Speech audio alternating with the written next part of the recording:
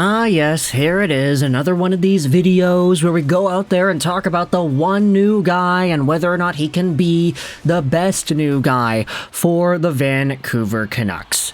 I was thinking a lot about the video we made a few days ago talking about the Vancouver spending efficiency and how Patrik Allvin has brought this team up to a top 5 spot in the NHL when it comes to efficiently spending the team's money. And I kept on referring back to the best contract that the Vancouver Canucks had. No, technically it wasn't Elias Pettersson. Okay, no, it was Quinn Hughes. He's the best contract that the Canucks had, but the second best contract. And a guy that I think many Vancouver Canucks fans will continue to love as his career goes on. He is the best Vancouver Canucks forward contract according to Dom Luszczyszyn's model on The Athletic. It is Jake DeBrusk. If you take a look at the surplus here, he's making $5.5 million a year against the Vancouver Canucks cap for 7 years, but his model value is $7.1 million a year. Do the math on that. The Athletics model says that Vancouver gets $1.6 million worth of extra value out of DeBrusk per year. Multiplied out by 7, he's got a total surplus of $10.9 mil. Do the Vancouver Canucks really have themselves a guy that could provide $10.9 million worth of extra value over the course of 7 years? Well, of course, it's difficult to quantify value monetarily speaking. It all kind of bleeds into what your ideas of a $7.1 million player should be, or what a $5-point-something million player is, and all of these things combine into the picture that is the Vancouver Canucks. Long story short, Allvin and Rutherford have just been doing that very well.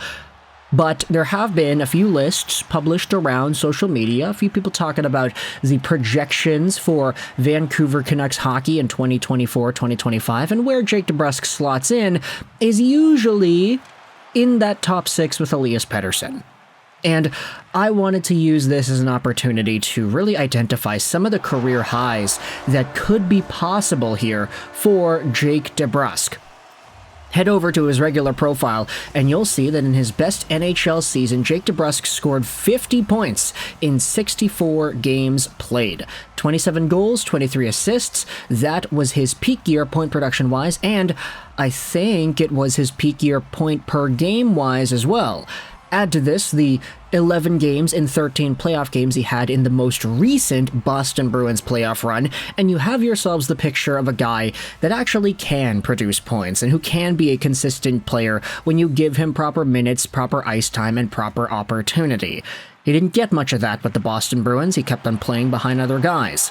And so with DeBrusk being frustrated with his entire profile, now he's heading over to an organization where that frustration is no longer. There is no Brad Marchand that he has to continually play behind. He could be a first-line left winger if the Vancouver Canucks and Rick Tocchet decide to put him there. And when it comes to the aspects that make DeBrusk work, his work ethic, two-way responsibility, his point-producing ability, these all fit very well under Rick Tocchet. And it's why you're having some articles, some people spewing out that he could become, let's say, the next Vancouver Canucks 70-point player. It's kind of nuts to say that out of a free agent signing, especially one who had gotten a $5.5 million deal. But I think with the number of factors that combine here, it makes sense to at least consider it. Vancouver hockey has been at some of the most high-flying, offensively productive years it has ever been. And it's not even just Vancouver. The entire NHL has gotten to a point now where league scoring is tremendously up compared to, let's say, 2014-15, 2015-16, the years where John Tavares and Jamie Benn were battling for the Art Ross with 86 and 87 points on the year. You know who had 86, 87 points in the NHL last season? Robert Thomas of the St. Louis Blues. Now, that's not to slight Robert Thomas. Of course, he's a fantastic player, but Elias Pettersson had 89 points in the NHL last year, 19th on the year, and if he was playing back in that John Tavares, Jamie Benn, Art Ross battling out year, he would have had the Art Ross. A bunch of these guys would have won the Art Ross had they played in that season with this amount of point production. Philip Forsberg would have won the Art Ross. Quinn Hughes would have won the Art Ross. Braden Point would have won the Art Ross. Cale Makar would have won the Art Ross in a down year. The NHL has really bolstered its scoring from 10 years ago up until now, and Vancouver hockey has benefited a ton with these results. Pedersen, Miller, and Hughes all going out there scoring points. And then you have yourselves the extra supporting cast. Brock Besser's a 40-goal guy. Filip Hronek at one point was a 70-point pace caliber guy. And then everybody else in the other parts of the lineup still produced as well. Connor Garland, Dakota Joshua, etc., etc. Is Jake DeBrusk going to feed off of that? Well, if he plays with Elias Pettersson the entire year, he allows his board-winning potential to come to play. If he gets his playmaking on pat, he's just finding the puck and getting it over to Petey. If that is what it takes to get points in this league, then I think Jake DeBrusk has what it takes to do that. Andrei Kuzmenko had a 70-point, 30, near 40-goal year, kicking off his NHL path with Elias Pettersson on his wing. And what? He had a pretty good season, all things considered, starting things out with Bruce Boudreau and, of course, Rick Tocchet in the end of his rookie year. Now, Jake DeBrusk has played a lot more in the NHL compared to Kuzmenko, but I'd say that DeBrusk is a lot more of a complete player than Kuzi ever was, so it's going to bode very well with Rick Tocchet. And with DeBrusk's goal-scoring ability also being defined, especially with limited minutes, it isn't unreasonable to think that he could be a 30-goal, 70-point guy.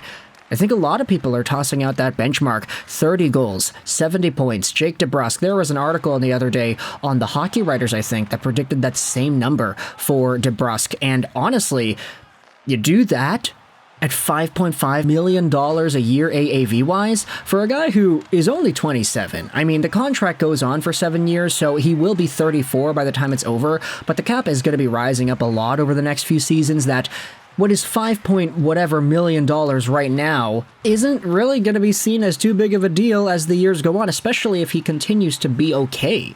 Like, if Jake DeBrusk fizzles out at 34 years old, okay, he goes from a consistent 50-point guy to a 30-point guy. In 2032, that $5.5 million is not going to be too bad.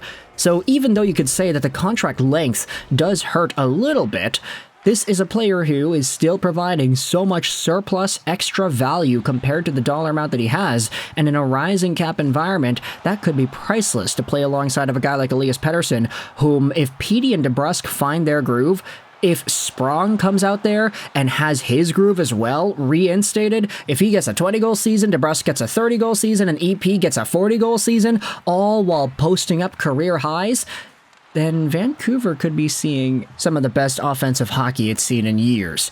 And this is only one of the top two forward lines. The other line, Miller, Bess, or whomever else, oh yeah, that can be good too.